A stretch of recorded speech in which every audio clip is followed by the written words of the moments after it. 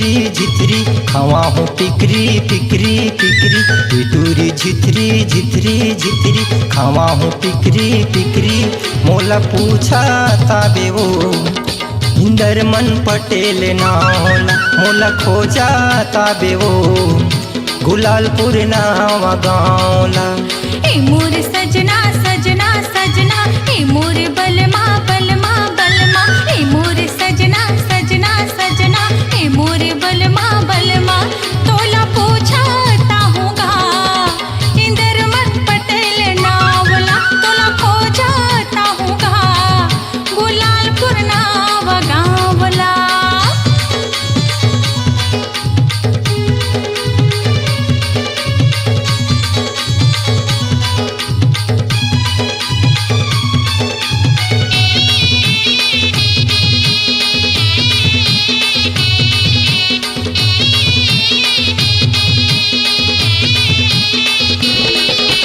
मोर भाचा के बारात जाबो ही कोती वो चाट खाबो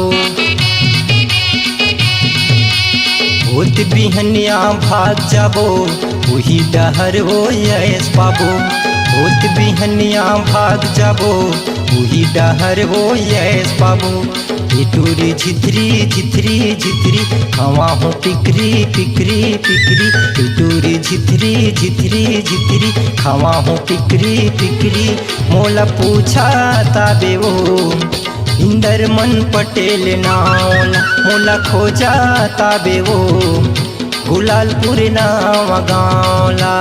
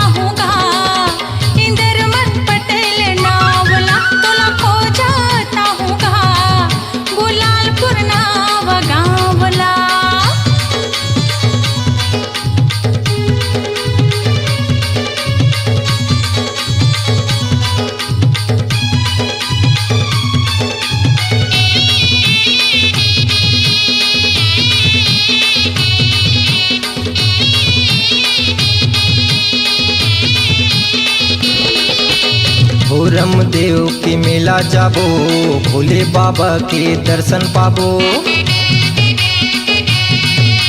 उदे धुना ले आ जाबो मड़वा महल में भेंट करबो उदे धुना ले आ जाबो मड़वा महल में भेंट करबो टिटूरी झिथरी झिथरी झिथरी खावा हूँ पिकरी पिकरी पिकरी टिटूरी झिथरी झिथरी झिथरी खावा हूँ पिकरी पिकरी मोला पूछा ताबे वो इंदरमन पटेल नावला मोला खोजा ताबे वो गुलालपुर नावा गाँवला।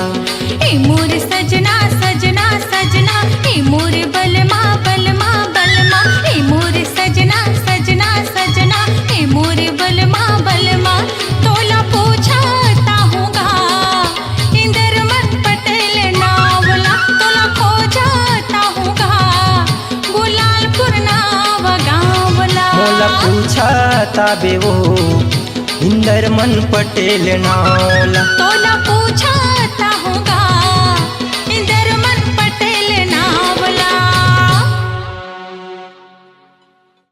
अपनी आवाज को दीजिए एक नया मुकाम।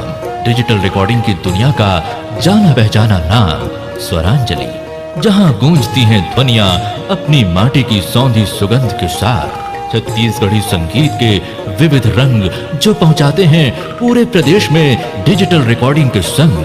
स्वरांजलि स्टूडियो, नेमीचंद गली नंबर 2, गंजपारा, रायपुर।